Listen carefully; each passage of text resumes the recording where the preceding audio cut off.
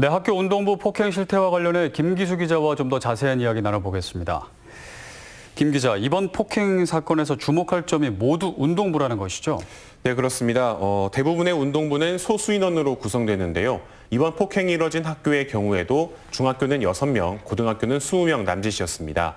가해 학생들은 각각 출석 정지 5일과 15일을 받았었는데요. 결국 이 학생들이 다시 학교로 돌아오면 얼굴을 볼 수밖에 없다는 거죠.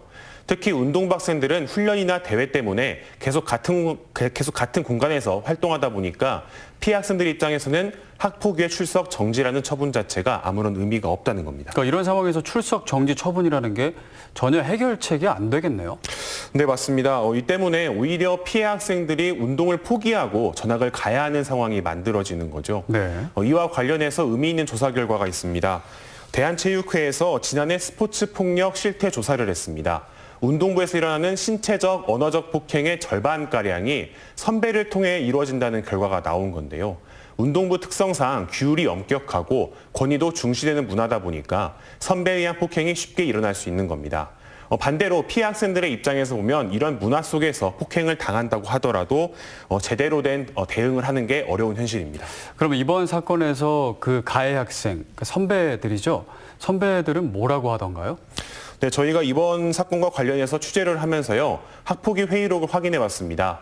이 자료를 보면 가해 학생들은 자기들도 맞으면서 훈련했다. 맞으면 정신을 차리게 돼서 운동을 더 잘할 수 있게 된다는 말을 했습니다.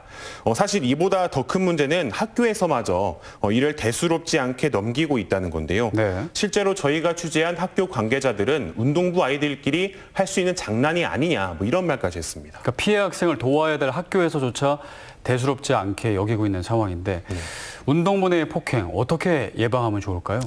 네, 운동부 학생들은 1년에 2차례 학교 폭력 예방 교육을 받는 게 전부입니다. 때문에 지금보다 훨씬 더 실효성 있는 대책 마련이 시급하고요. 또 운동부 학생이라면 누구나 국가대표를 목표로 하지 않습니까? 본인이 국가대표가 되고 유명해졌을 때 과거에 폭행했던 것이 스스로 발목을 잡게 된다는 걸 기억해야 할 겁니다. 네, 본인도 맞으면서 훈련했다라는 가해 학생의 말이 떠오르는데 이 악순환의 고리가 좀 하루빨리 끊어졌으면 좋겠습니다. 김기수 기자였습니다.